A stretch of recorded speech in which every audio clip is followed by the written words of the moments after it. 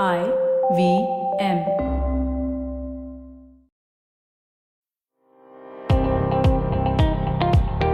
Welcome to All Things Policy, a daily podcast by the Takshashila Institution. We are a bunch of policy nerds based in Bengaluru, and we like bringing fresh perspectives to Indian affairs and Indian perspectives to global affairs. So grab a cup of coffee, sit back, and join us for today's chat. Welcome to All Things Policy. I'm Aditya and I'm joined by Satya. And we're going to discuss what the potential impact of the Israel-Hamas war could be in terms of India's technology sectors and India's defense interests. This comes in the context of a paper that Satya, Sarthak, and I have written and are still in the process of working on. It's a working paper. You'll find it on the Takshashila website, where we try and look at some scenarios that could play out in the future and how those could potentially impact India's technological interests, defense interests, and economic interests in the region. So welcome to All Things Policy, Satya. This is obviously a grim subject. It's not a subject that cheers us up, but it is imperative for us to look at how this war could impact things that India really cares about. Can you just quickly go over, Satya, give us a sort of overview of what is India's relationship in terms of technology is with Israel? Why does that matter? Hi, Aditya. So, in terms of direct technological transfer or direct investment in technology, there isn't much from Israel's end into India or from India into Israel. However, Israel occupies a very strategic stage in the global value chain for semiconductors. It has significant expertise in semiconductor design, and there are Intel's fabs, for instance, exist in Israel and situated very close to the Gaza border, in fact. And a lot of Israel's startup industries are usually in high-tech sectors, in deep tech, you could also call that. And these startups usually get acquired by multinationals simply to get access to those technologies specifically. For instance, Mellanox, which got acquired by NVIDIA, is the reason why NVIDIA's interconnect technology is so good for their supercomputer clusters, which are now used for AI workloads and other cloud computing services. So for India, just turmoil in that region specifically would mean that global supply chains may get disrupted, expertise may get diverted, and skilled talent from India, which may go into Israel's companies, could also be. It's minuscule, but the impact of the talent can be felt across multiple stages of the supply chain. So in direct terms, there isn't much. And depending on the four scenarios that we discussed in our paper, which we'll discuss later, we can extrapolate that impact. On the one aspect I would like to talk about is the potential of Israel's cyber surveillance industry, which is, I think, the best in the world right now, which has significant implications for countries which have been purchasing it from Israel or from satellite countries that Israel can base its industry out of. Not saying that India does purchase this stuff, but again, based on scenarios, you can extrapolate. Yeah, absolutely. Yeah. So Israel is an exporter of these surveillance technologies, and they're not necessarily, like you pointed out, sold out of Israel directly, but also, there are other countries. You can, after all, incorporate a company in the Cayman Islands and use that as a base to sell products. Now, of course, when we think of Israel and the relationship with Israel, defense is the other thing that comes to mind. And this has really exploded over the last 2 decades. Of course, the Israel-India relationship really started reviving in 1992 once we had full-fledged ambassadorial level relationships. You've seen, yes, a steady tick in civil trade, but what's really been remarkable is the defense trade. Now, it's not a huge amount. I should say that typically in a year, the dollar value is something like 200 million. So it's not billions of dollars, but in terms of what India gets from Israel, it's pretty significant, right? So India focuses a lot on really high-tech sectors like UAVs, naval air defense, guided munitions like the spice bombs that were used in the Balakot strikes. So, these are critical technologies that are required for India's defense forces. And that is not even the entire extent of the defense cooperation, because you also have a lot of joint ventures and strategic partnerships. You have Astra Rafael Comsys, you have Kalyani Rafael Advanced Systems, and you have, for example, Bharat Dynamics is making, and which is, for example, making kits for Bharat Dynamics. And you also have Elbit Systems, for example, working with Adani Defense Systems on, and they've just set up a joint venture. So there are a lot of these joint ventures as well as strategic partnerships, which are actually quietly developing technologies. There's some technology transfer, there's manufacturing in India, and a lot of the products and services that they provide are going into what eventually become weapon systems that are adopted by the Indian Armed Forces. So it's not trivial. It is very much the most important part of the India-Israel defense relationship. It is very much the most important part of the India-Israel relationship. Now, of course, we've talked about India and Israel, but I should point out that, because this is a conflict that involves, in some way or the other, all of West Asia, and, you have India's ties with particularly the UAE and Saudi Arabia. This does impinge upon the rest of the region. So we should, just quickly, briefly touch upon what those ties are. So now India's ties with, for example, Syria or Lebanon aren't all that significant, but India's ties with the Gulf Arab monarchies are extremely significant, right? And the most obvious source of these ties is people to people. So we have something like 8.8 million people, Indians living in the Gulf region. They're actually the largest source of remittances into India. Obviously, their safety, their security is a major concern for India, and that sort of shapes and constrains India's own foreign policy towards the region. The other, of course, chief relationship there is energy, and here it's not just the Gulf Arab monarchies, but also Iraq. And Iraq was actually India's chief source of crude oil and related products in the fiscal year 22-23. Saudi Arabia was the third largest. And that's simply because what we've seen since the Ukraine-Israel war is that Russia has shot up to become India's second largest supplier of crude. That's not likely to last very long. And, even if that does last, the Gulf Arab states and Iraq are absolutely India's most important source of crude. Besides crude, there's gas, and Qatar still remains India's largest natural gas supplier. It accounted for 39% of gas imports in fiscal 22-23.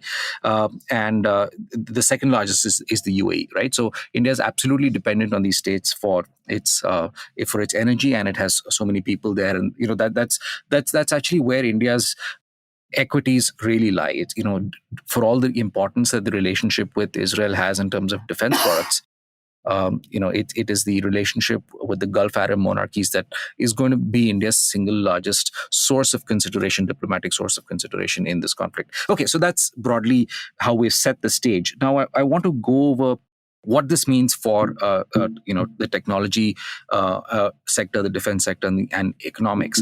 And for that, what we'll do is, Satya, if you can just quickly go over the 4 scenarios that we looked at that could play out in this war. Now, I should just point out that these scenarios are not meant to be predictions. They're sort of just meant as sort of thinking tools for us to look at what the risks are, and make assessments on what India should potentially do to manage the risks that might lie ahead. So Satya, just tell us what those 4 scenarios are. Yeah, Aditya. So as you mentioned, this framework simply aids in strategic planning and preparedness because it allows us to assess the entire range of options that may be available to India across a wide set of circumstances. So the 4 scenarios are, in no particular order, first is Israel is potentially politically discredited in the aftermath of the war and is economically and diplomatically isolated by the rest of the world, save the US. So the US still remains a partner. Second scenario is that Israel enters a drawn-out war with Hamas, and it results in widespread internal instability, prolonged strife, and terrorism across its entire territory. The third one is that the Israel-Hamas war spills over its borders, and a broader regional war is ignited, which means that regional as well as international powers and allies will get involved here. Finally, the last scenario is that Israel wins decisively and the conflict ends quickly, and it probably ends with the installation of a pliable government in Gaza. Again, so because these are not forecasts, these are things that may not come to pass ever. So we just use this as a way to situate our assessment of defense technological and economic risks. Right. Yeah. Thanks, Satya. So, what we can do is we can just quickly go over each scenario and look at what the tech, defense, and economic impacts are potentially. So, let's start with the first one, the one where Israel is politically discredited. It's isolated, from most countries except the United States. What happens in that case to India's tech interests? So the first thing that will happen is probably in the short to medium term is that any collaboration inked between Israel and India's state institutions will grind to a halt. So this includes stuff like MOUs in between India's CSIR and Israel's equivalent of DRD, which is the Directorate of Defense Research and Development, in high technology, including semiconductors.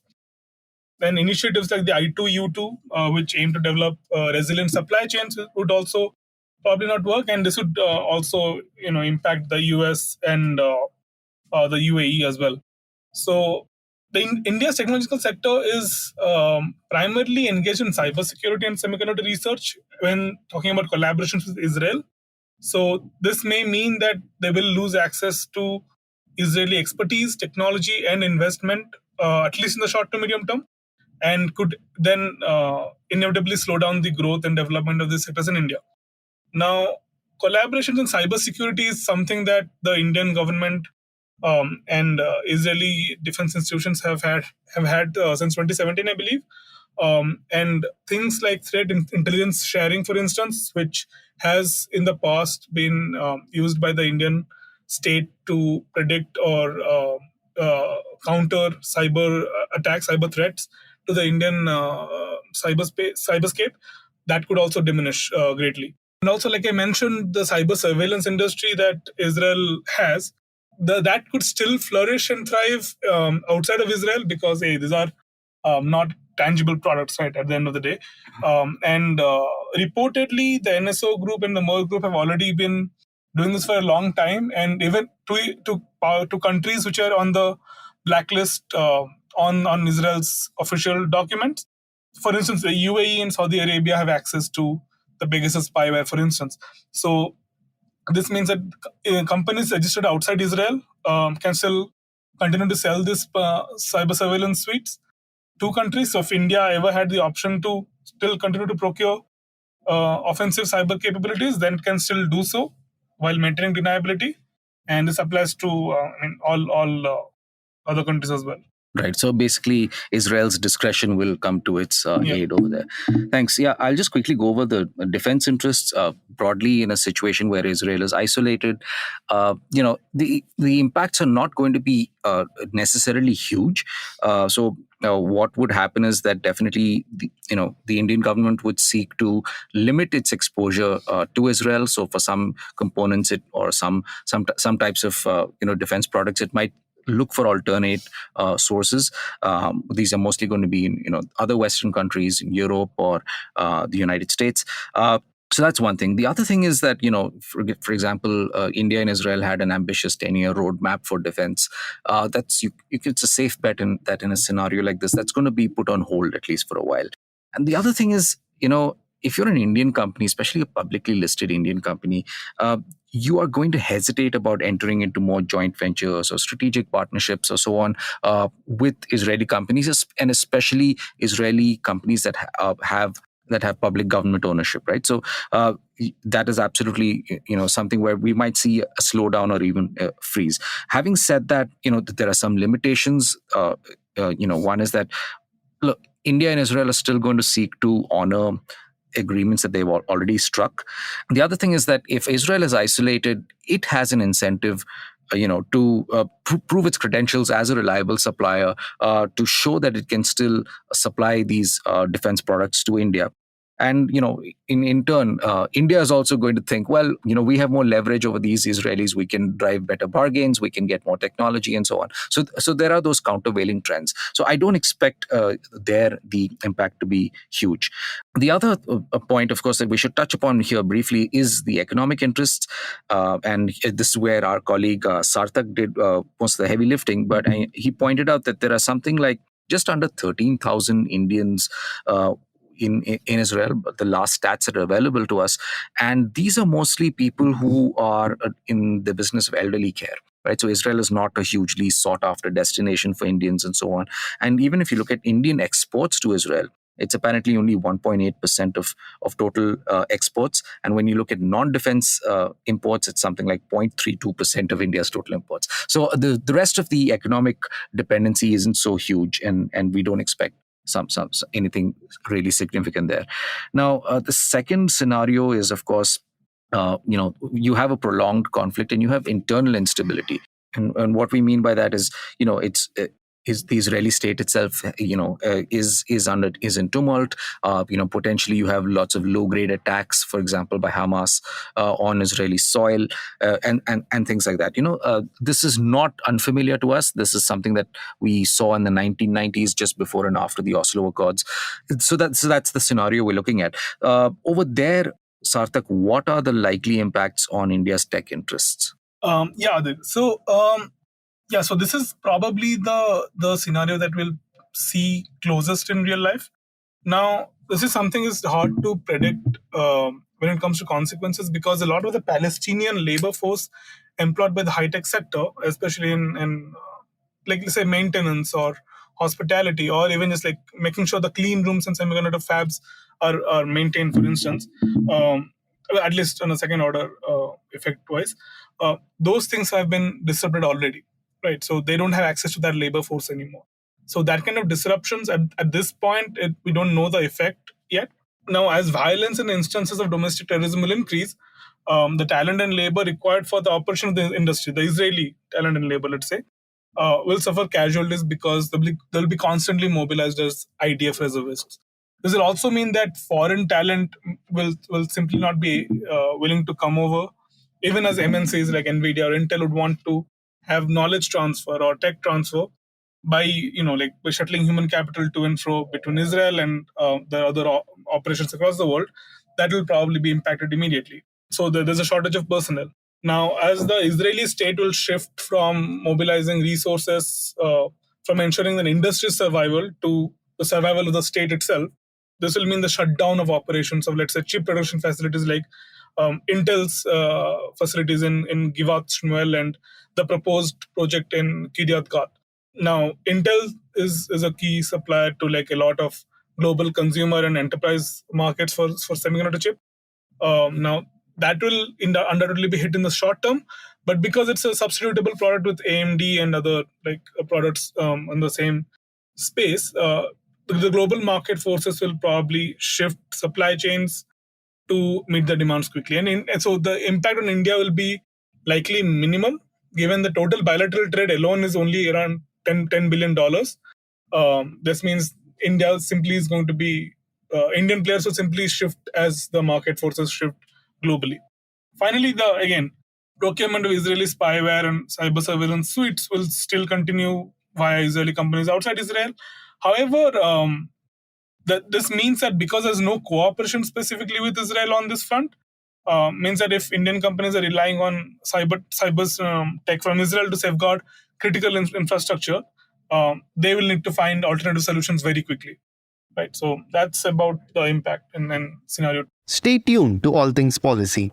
We'll be right back after a short commercial break.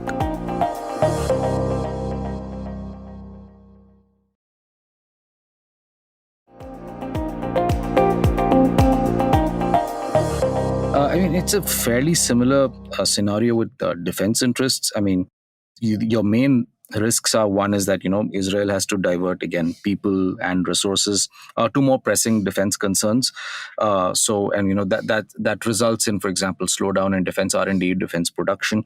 And the second is there's a worsened investment climate in Israel, so that reduces the number of skilled personnel who are available. But again, I think the impact of this is likely to be minor and short-lived. And one thing about the scenario is that it's a case where both sides are still committed to the relationship, and there's no external pressure, that is pushing India, for example, away. Whereas in the first scenario that we considered, Israel is isolated, right? It's nothing like that. So you have an intention, and I think that really does matter a lot. If there is a potential impact here, it is things like, well, Israel is consuming a lot of, for example, infantry equipment. So some deliveries to India might potentially be slowed down, but that dependence is really minor, and so again, it's the impact of this is likely to be again almost negligible. In terms of economic interests.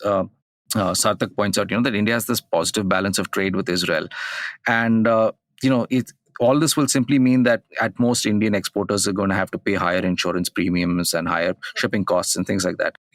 One sector that could be affected is diamond exports, which are worth about $1.4 billion, as well as India also does sell refined crude oil petroleum products to Israel, which is worth, I think, about $600 million.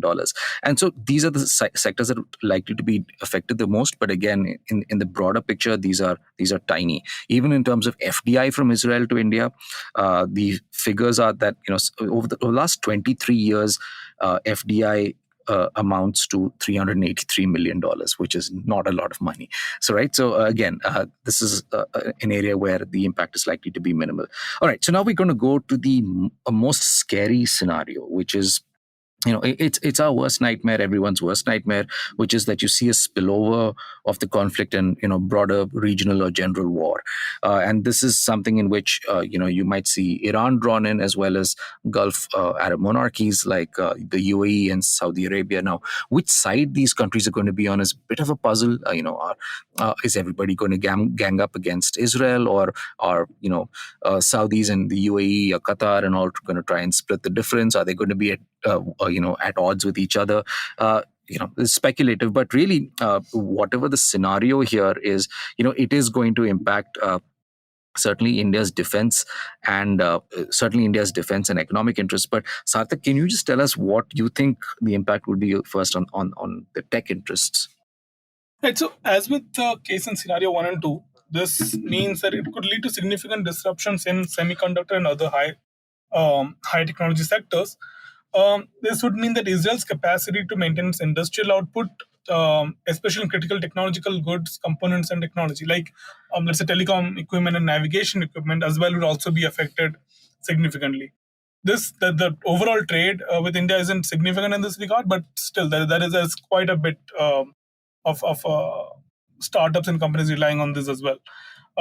Now, the spillover of conflict would likely disrupt the operations of key technology companies in Israel as in neighboring countries.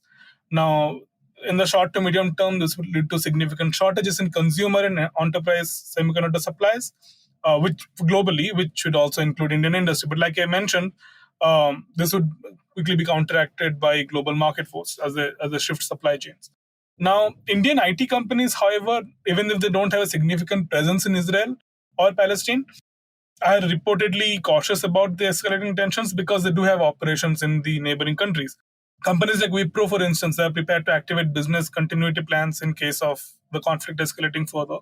Now, the focus on regional conflict might also limit the availability of Israeli offensive cyber capabilities, simply so that because the government might decide to suspend these cells for the duration of the conflict to prevent the possibility of diversion risk, so that its enemies cannot potentially deploy the same technology against Israeli interests. So, and because it's so easily, acquired by countries abroad, countries like Saudi Arabia and UAE before the crisis even began, this means that it could probably be a blanket ban. So India would also probably be excluded from this.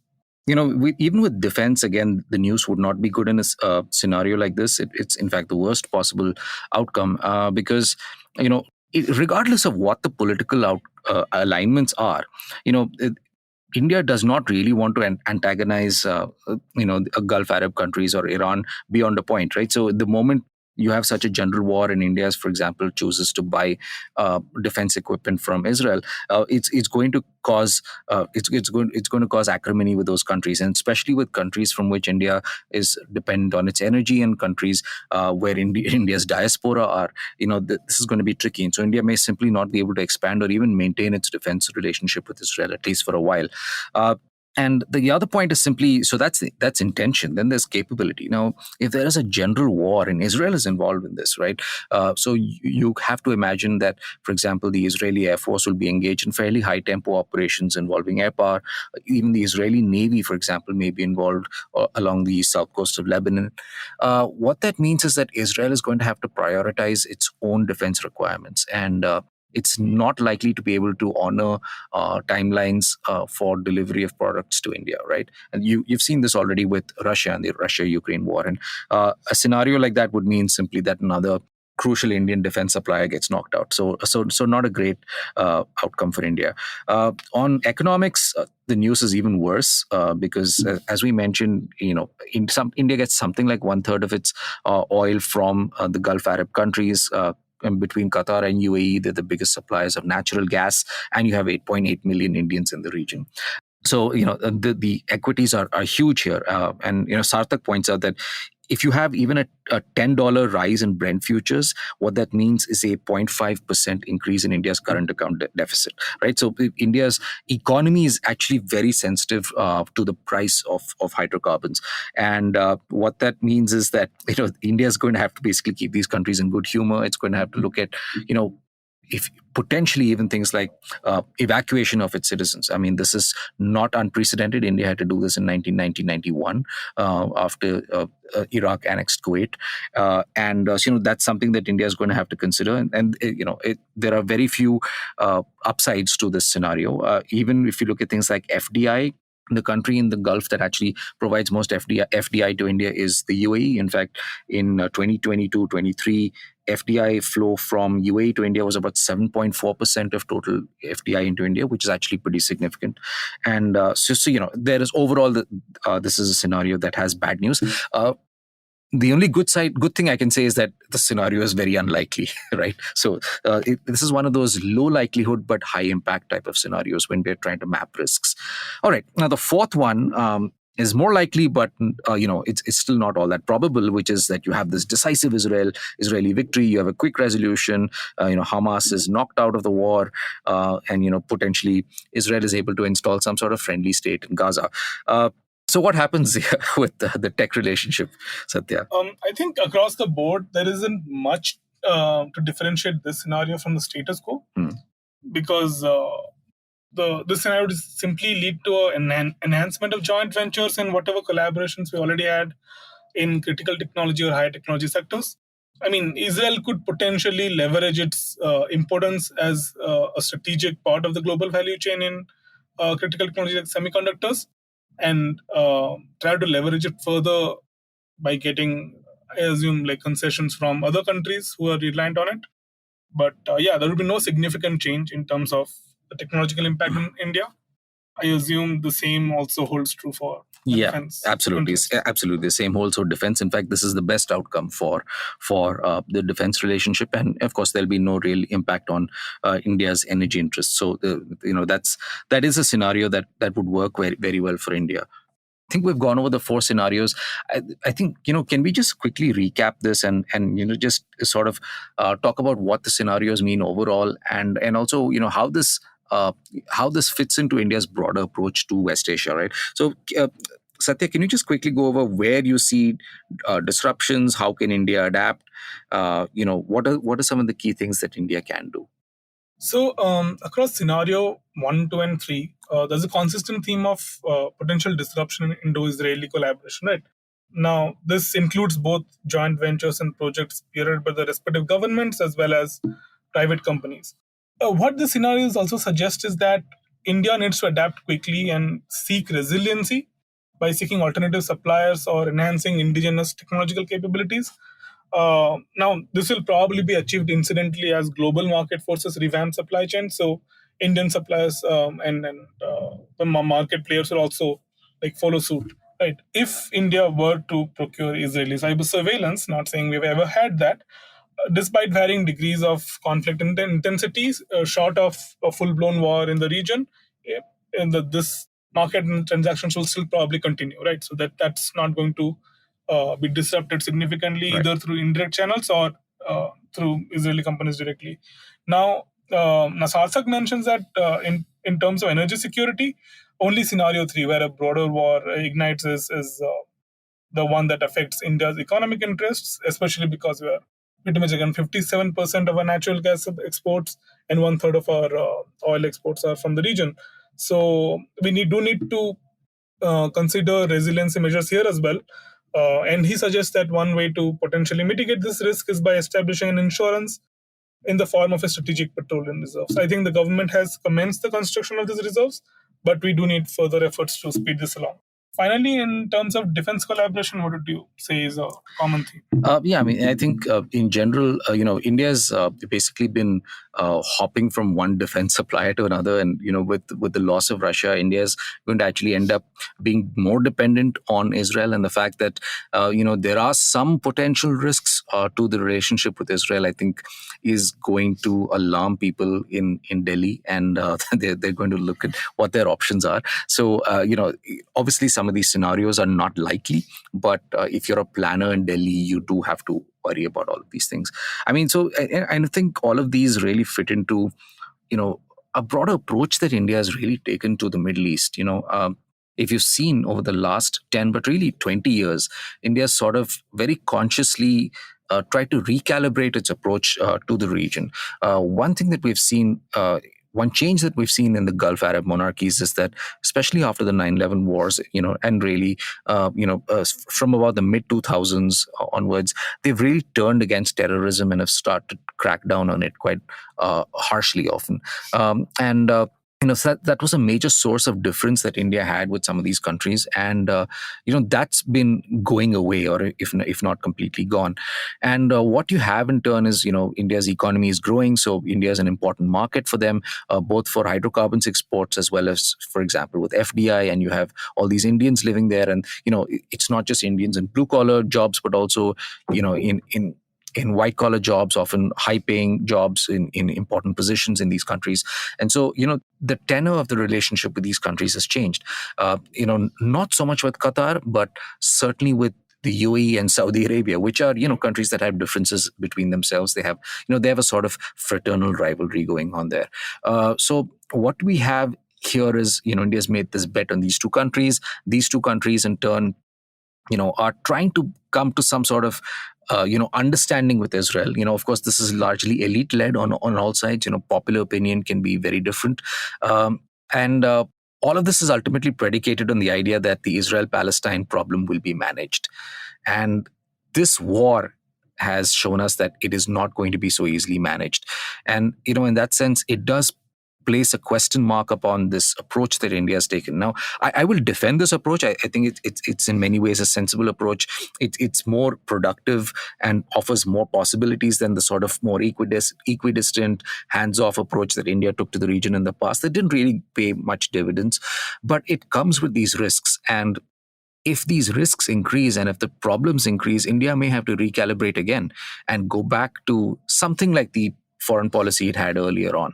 And that is, over the, in a larger context, a downside for India. So overall, I think, Satya, it's pretty clear that India would really just wish that this conflict went away in whatever way, preferably, the idea of a two-state solution, however remote it might seem now, is ultimately the best outcome for India and India's interests in the region. But even a quick, decisive Israeli victory right now would actually be the most preferred outcome.